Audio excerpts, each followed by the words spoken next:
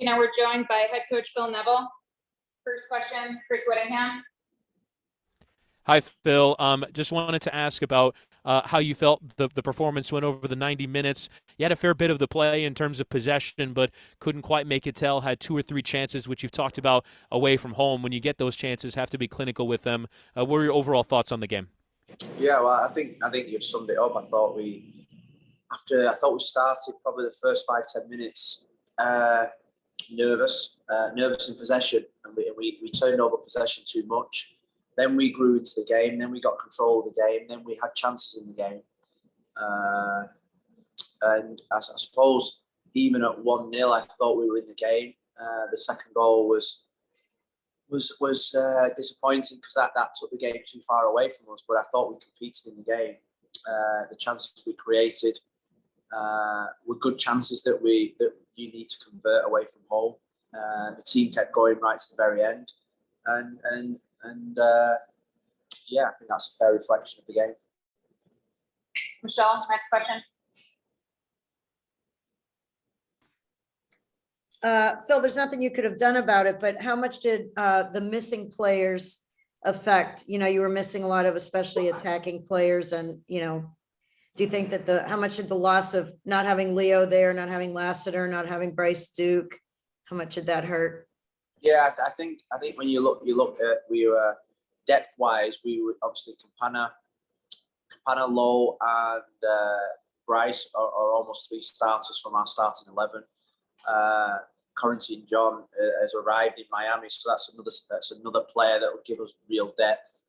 So yeah, I think when you come to a place like NYC, you need all your attacking players. But that's not an excuse. I think the team that we picked was attacking. We wanted to attack. We're going to attack in the next 14, 15 games. And I trust the players that we selected, and there were some really good moments. And when you have players out injured, you can't really think about them. Two are suspended, so we couldn't, and 1 is injured.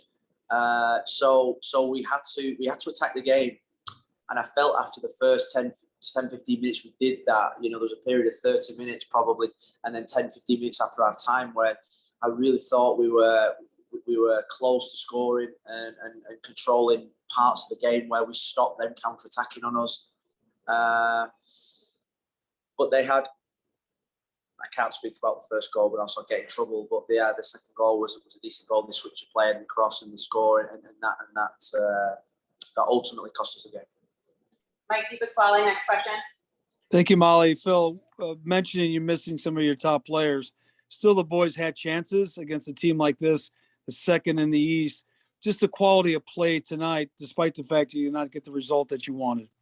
Yeah, honestly, I keep saying that these guys are doing everything that we ask. They're running as hard as they possibly can. They're trying and sticking to the game plans. They're believing in each other. They like each other. There's no question now that this bunch of players don't quit. This bunch of players keep fighting, and even when we got to the second goal, they just kept going. I thought Jovin and Noah came on. I thought they were really good. Emerson, was lively. We've got a brilliant bunch of players in our roster that all want to play for this football club, and that gives us a great opportunity and chance from now to the end of the season. Last 2 questions, Franco, and then Ian.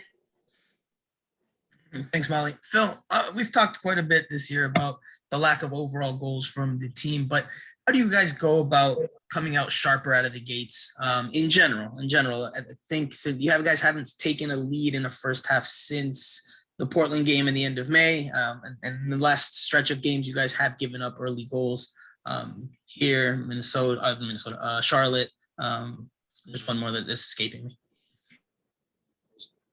Is what? Sorry, Franco. I missed that last bit. I said there was one more game that's escaping me. Just how do you guys starting games a little bit more sharper on both sides? Yeah, well, I think we have to win. We have to win now. We're in the the clock's ticking from now to the end of the season. The games are ticking down, and we have to keep winning games of football. It's condensed.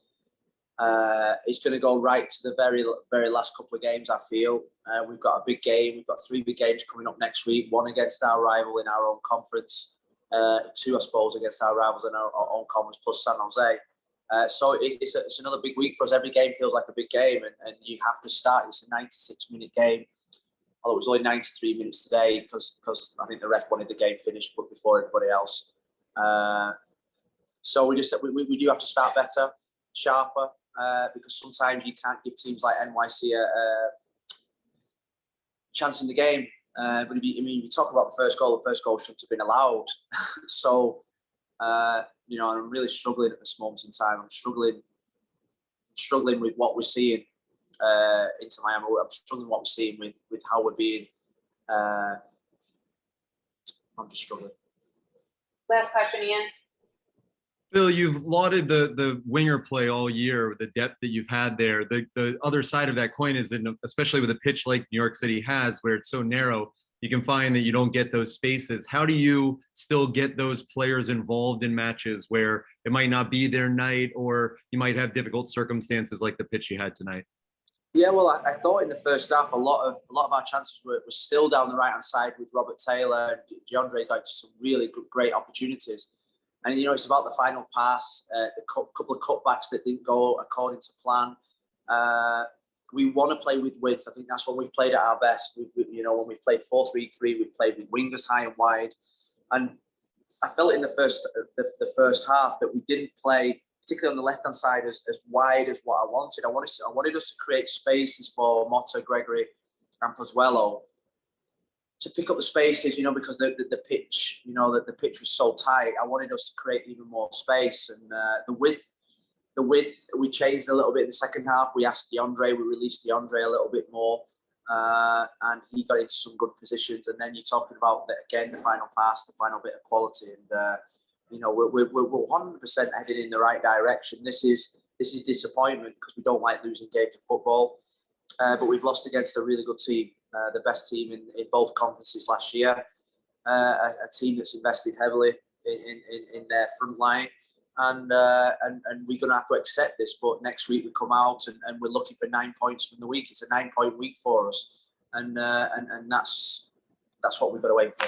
Thanks, guys. Thanks, Coach.